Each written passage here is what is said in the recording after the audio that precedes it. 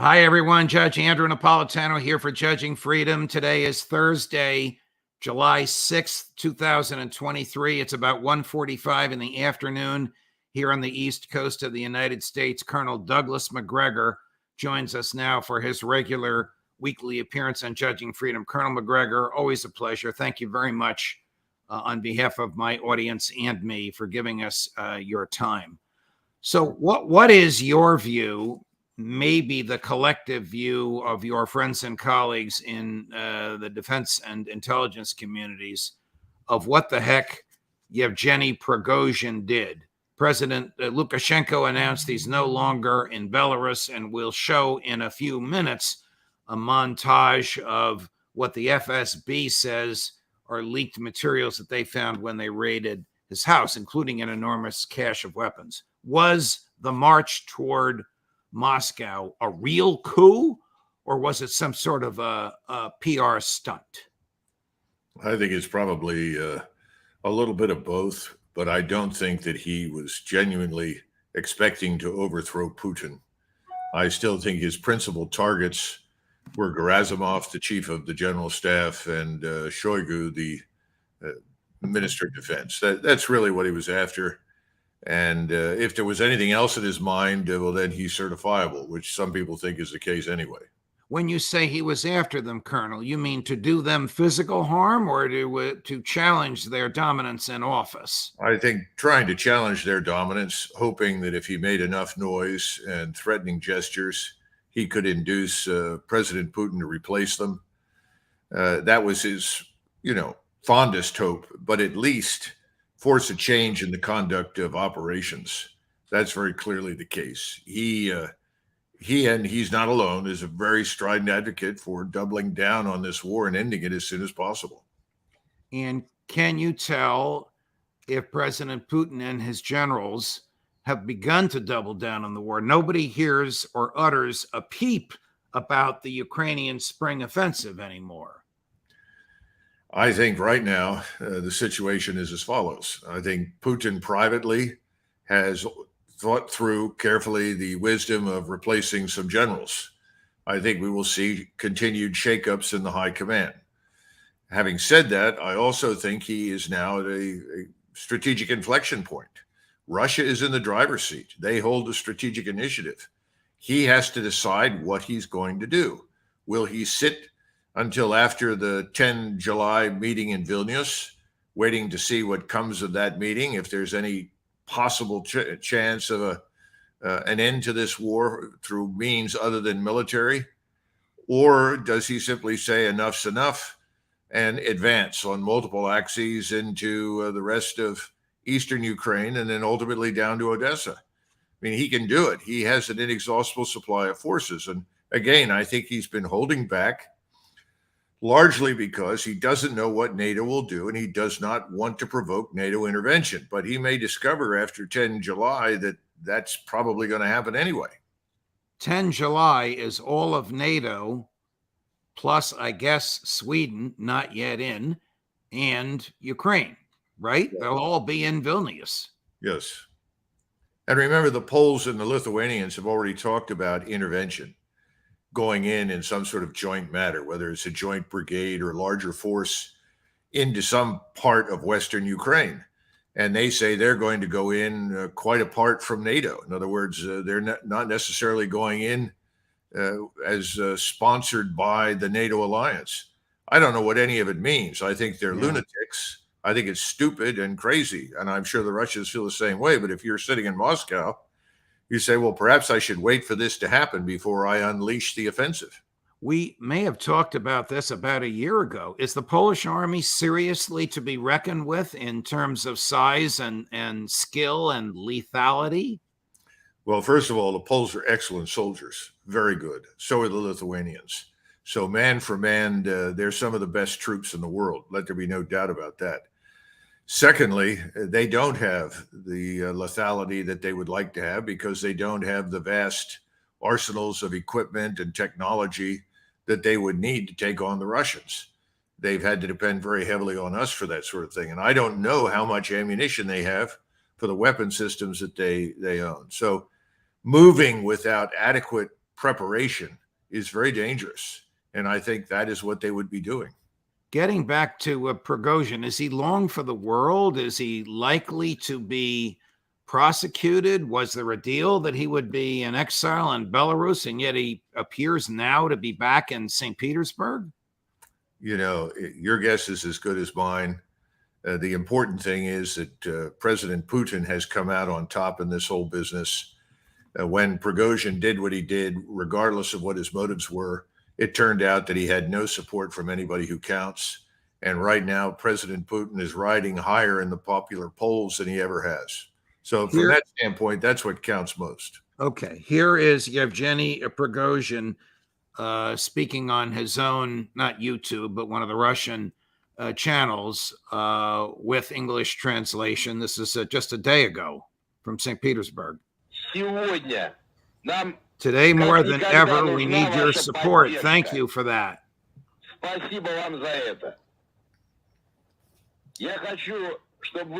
want you to understand that our march of justice was aimed at fighting traitors and mobilizing our society.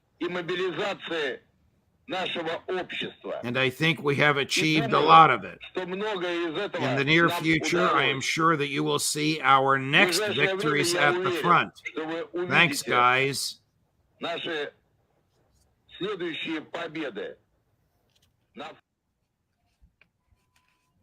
Doesn't look like he's under house arrest to me. No, he's talking about future victories, which I think is very clear and very inevitable. You know, this is the man that wanted to stop the military leadership of the Ministry of Defense from dismantling the Wagner Group. Remember, Wagner was only supposed to be employed beyond the borders of Russia.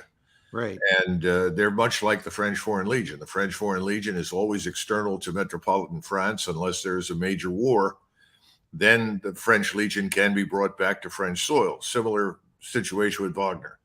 And a lot of people have been uncomfortable with the fact that Wagner, that was supposed to be overseas, ended up fighting inside Ukraine. However, they fought very well. They did not fight alone. They had lots of support and assistance from the Russian military, but obviously Mr. Prigozhin was unhappy with the relationship that he had with the senior leadership. And that keeps coming up. And I think when he talks about we achieved a lot, he may think that he's achieved something in that department.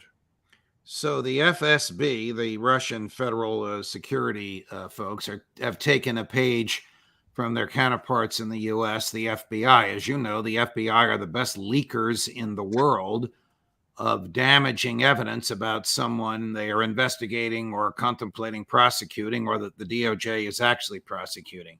Here's a montage of photos, videos, and still leaked by the FSB. I mean, that is Prigozhin in a series of disguises. He looks better there than he does in real life.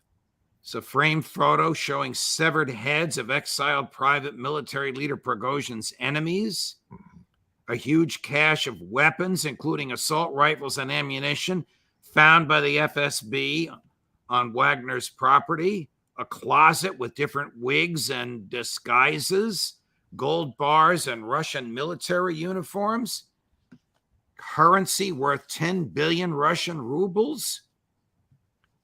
Do you think this stuff is real? First of all, I agree with you. He probably ought to find out whoever the makeup artist was for the FSB and hire that person permanently, because he looks a lot better there than he does in person. Look, you know, who knows? I mean, sure, it's eminently plausible that the cash and the weapons could have been found on site. No doubt about it. The uniforms and medals, that seems bizarre. But maybe they're trying to cast him as an opera buffoon. I don't know. I mean, clearly this was not done to help Prigozhin, so let's leave it at that. Okay. Let's get over to Ukraine, and I want to start with a statement that President Zelensky made over our 4th of July holiday, warning that the Russians are going to destroy the nuclear power plant. Here he is. Now we have information from our intelligence that the Russian troops have placed resembling explosives on the roof of several power units at the Zaporizhia nuclear power plant, perhaps to simulate an attack on the plant. Perhaps they have some other scenario. But in any case, the world can't but see, that the only source of danger to the Zaporizhia nuclear power plant is Russia and no one else. The only source of danger to the Zaporizhia nuclear power plant is Russia and no one else. Do you think he's setting the stage for a false flag, perhaps timed for NATO in Vilnius? Well, as we've said for a long time, if the Ukrainians accuse the Russians of doing it, that's something they're either doing themselves or plan to do.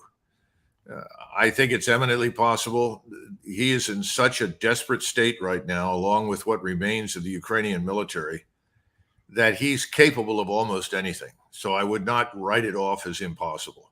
Obviously, the Russians have not done any of the things that he said, and we've had inspectors from the International Atomic Agency go in there, look at everything, and report, in great detail. So we know the Russians have not done the things that he's accusing them of. More important, the Russians have tried desperately to protect it in the past from the Ukrainians who've shelled it and so forth. That's no one in their right mind wants to irradiate the soil in Ukraine. Right. It's some of the richest soil in the world. Why would you do such a thing? But the man's desperate. It's over for Zelensky. He knows that. He's got to come up with some desperate move in his mind, or he fears being abandoned finally by the West. Would his crazy neocon American masters possibly consent to an attack on the nuclear plant and disregard the catastrophic consequences to human life that could come from that? Well, I'm inclined to say that they're more sober-minded than that in Washington. But any Las Vegas gambler would tell you that when you're losing, the biggest mistake you can make is to keep investing or increasing your bet. In other words, why increase your bet when you're on a losing streak? Ukraine is losing. It's been losing for a long time. It's at the end. So what are we doing? We're promising more sophisticated weapons with greater range that present greater danger to the Russians. This is sheer insanity, because all it will result in ultimately is a decision that results in the destruction of the Ukrainian regime and whatever remains of its armed forces and state. Because the Russian looks at this and says, there's no one in the White House. In other words, the lights may be on in the White House, but there's no one with any common sense at home. So we've got to go finish this thing. Colonel, earlier today, you and I talked off air, or communicated off air, about an NBC News report that Russian Foreign Minister Lavrov met with some former American officials, one named Richard Haas, the retiring chair, CEO, what have you, of the Council on Foreign Relations, to lay the groundwork for peace negotiations. Is this orthodox? Is this legitimate? Is this believable that Lavrov would have met with ex-U.S. officials? Well, supposedly Foreign Minister Lavrov has denied this entire affair. Now, having said that, if you look at these individuals, Haas, Kupkin, and Graham, all three of these individuals are indistinguishable in fundamental terms from Tony Blinken, Victoria Nuland, or Sullivan, or any number of people on the NSC staff. In other words, why would he bother meeting with them? Why would he believe that anything they promised would be any more true or reliable than what he hears from the Biden administration? It doesn't make any sense. Remember, just a short time afterwards, he did meet with Burns, or I guess he didn't, but Burns met with some representative from the Russian side in Burns. That's the head of the CIA. Right, in Istanbul in May, I guess. That was pointless, apparently, because, again, we're not in the listening mode. We've switched off the phone in that sense. We're there bloviating, but we don't listen to anything that the Russians had to say, with the inevitable result that nothing changes. So, again, right now, if you're Russian, you know that you hold a winning hand.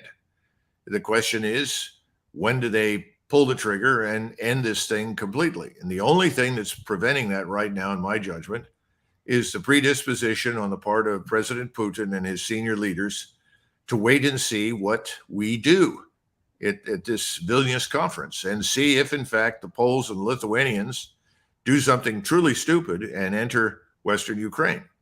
Now, again, at that point, it may be clear to the Russians that nothing's going to change, and they might as well just go ahead and end this thing, in which case they will.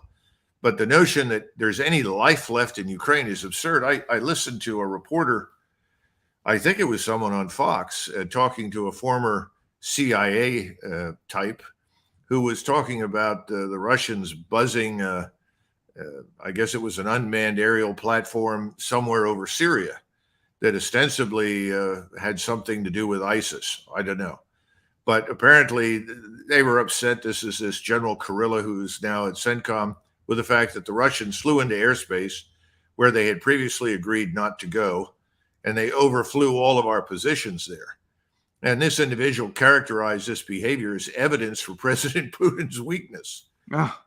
I mean, it's just the theater of the absurd. In reality, President Putin is taking the opportunity, not just on a personal level, but with his armed forces, to point out, first of all, we're winning. We're in the driver's seat. Secondly, I in Moscow can escalate horizontally. You want more trouble than you've already got in Mexico? Stand by. We can help you. You want more trouble in the Middle East than you've ever seen? We're in a position to make that happen. You don't like what's going on in Northeast Asia? Stand by for bad news from North Korea. We don't seem to understand that he's not isolated at all. Right. And then you have the rest of the world that all wants to join at some point this new Eurasian currency that will be pegged to gold, some 90 nations total around the world. You begin to understand that we're not holding anything like a winning hand. We are holding a losing hand right now. Colonel, what do you think the reaction will be or the response will be in the United States of America domestically when Ukraine is crushed by Russia? Well, it may ultimately collapse before Russia gets a chance to crush it. I mean, it's that bad inside Ukraine. More and more desertions every day, larger numbers of units, more people leaving the country, press gangs running out of control, trying to drag in anybody they can find. The population is angry, disgusted, fed up. They didn't want what Zelensky delivered. And now the country is largely destroyed. So Ukraine may collapse on its own at this point, but I don't. You're asking a very important question. The problem is most Americans aren't paying much attention to this. Unfortunately, you're right. But Doug Macgregor is. And what do you think? I think I know what you're going to say, and it's not a happy answer, but what do you think will be the reaction here, either politically, economically, in terms of civil liberties, when the war is over and Russia has triumphed? Yes. Yeah. We know what happened in the aftermath of Vietnam. None of it was good, Judge. The nation went into a state of unofficial mourning. There was a tremendous backlash. People were angry. And ultimately, we ended that war on a very sour note because the Congress deprived us of sending any more aid or assistance in any form to South Vietnam, making its final destruction inevitable. This time around, I think it will be worse. It will be a manifestation of how terribly weak we really are in comparison with our supposed competitors and the rest of the world. You don't want, listen, if you're a major power, you don't want to be on the losing side in a war. Right. I mean, that's why the intelligent thing to do early on, once it became clear that this had no chance of success, was to cut our losses, stop reinforcing failure, and come to some sort of arrangement, however imperfect it was, by our standards. That would have been the rational thing, in which case we could have all gotten on with our lives. That's not going to happen now. So this will be one, I think, of many factors: economic, financial, social. We've got serious problems here at home, as we've discussed before. The border is wide open. Millions have poured in. We know that large numbers of young men are coming into the country. And people are beginning to wonder, who are these young men and what are they going to do? They're certainly not going to be employed at high levels inside the United States. Are these the foot soldiers of the left for future violence aimed at America? I mean, nobody knows, and people are beginning to wonder. All of this is bad news, and that's why I continue to question how much longer this administration can continue. I just don't know. Do you think that we will have presidential elections in 2024? I think the normal cycle stands an excellent chance of being altered or disrupted. We have a very weak government. We are not strong. We don't know about Mr. Biden and the true state of his health and well-being. And if he were to step down, which is eminently possible, I don't think the country would accept the vice president as his successor. And I think she might well resign. Then there are all sorts of possibilities. I don't have an easy answer, but the left has taken a very dangerous road in my judgment. And anything is possible. We no longer live in the old world. We are on the frontiers of something fundamentally different in the history of our country. Let me show you the old world burning. This is Paris burning. This is 2 days ago. You almost predicted this to the day, Colonel, when you told us how weak President Macron and his government are. Now, this supposedly was the result of the police killing a 17-year-old at a traffic stop. Now it seems to be uncontrollable, although we don't know that it's uncontrollable because the military hasn't been called out. President Macron seems to think this thing will die out on his own. Is it more likely than not that his government will die out on its own? Those of us that watched the Antifa violence in 2020 saw how well orchestrated it was and how quickly it ended when its essential goals appeared to have been accomplished. I think the left, the globalist left, has a hand in what's happening inside France. That's not to say they created the problem. I mean, obviously, this is something that has been metastasizing for decades. It's back to the old adage, it's one thing to have a small percentage of your population consist of people who are fundamentally different from the mainstream, whose culture, way of life, thinking, values are not the same. But when it begins to approach a third or more of the population, things have a bad habit of turning violent, and that's what's happening in France. But having said that, for all of this to spring up across the country almost simultaneously suggests that this is hardly spontaneous. They were looking for some sort of catalyst. And, this young man who was killed was driving illegally. He was 17. He wasn't old enough to have a driver's license. He was driving in a Mercedes-Benz, a flashy car, and he was driving at excessive speed. He was stopped, and when they tried to pull him out of the car, he sped off. And under French law, the police are obligated. They're not just given the authority. They're obligated to stop the reckless driver, and that includes shooting them, because they've had plenty of cases where reckless drivers, either intentionally for racial reasons or social reasons or whatever they may have killed people in that country. Right. This is a terrible excuse for violence, but it has sprung up so well, so suddenly, and so damaging. Macron is doing nothing about it. And Macron seems to privately sympathize with it, trying to find every conceivable reason to justify it.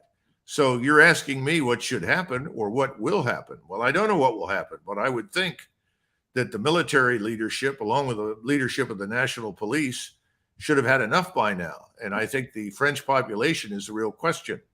Will the French population stand behind the military and the police if they remove Macron, which is what really ought to happen, and form some interim government until you can hold elections for something new? Will they be allowed to restore order using the force that's required? I don't know. I don't know if the French are ready for that. I think they may be, but I'm not on the ground over there and I can't evaluate. I want your take on one more subject, Colonel, before we finish. And I appreciate all the time you've given us. Taking into account Putin ascendant, NATO weak, France burning apart, Biden mumbling, stumbling, bumbling, even when he tries to give a speech. What is the role and the hand of China observing all of this? China knows something that we should remember, and that is that something Metternich said many years ago, the Austrian foreign minister: when Paris sneezes, Europe gets a cold. I think the Chinese are very concerned that what we're seeing in Paris and across France will spread to other European states. Certainly, Great Britain is not immune to this. The Chinese are not happy with the instability. Remember, the Chinese are all about money and expanding their financial power and influence. Instability is something that destroys the opportunity for financial development. So they're not happy about this. On the other hand, they're very much aligned with Russia in trying to develop this new basket of currencies that's pegged to gold. They may also view what's happening in Europe as essentially a good thing, because Europeans, instead of sticking with the United States, its financial system, which at this point doesn't look terribly favorable to them, they may decide they too want to hitch their future, if you will, to the Russo-Chinese-Indian basket of currencies. So, the Chinese are backing the Russians to the hilt. That's not going to change, because the Chinese, frankly, view us as on their trail as well. In other words, if they let Russia go under, their assumption is we're going to try and find a way to make war against them. Well, Russia's not going to go under. That's obvious. We're weak. That's good news for the Chinese, who think they can weather this. They may be able to. But I don't think the Chinese are behind anything per se. I think the globalists may have pushed too far and brought this thing to a boil in France, and now it's spilling over, and it will not end well for them. Colonel Macgregor, a terrific conversation. I'm off to Italy for a couple of weeks, so we won't see each other unless, of course, there's major breaking news, in which case I'll pop up on my iPad with Lake Como in the background. Well, I'd much rather fly to Lake Como for the interview, so see what you can do about that. Thank you for your time, Colonel. All the best. Right, same to you. More as we get it. And an interview with RFK Jr. will be posted by your humble correspondent, will be posted by the end of the week. Judge Napolitano for Judging Freedom.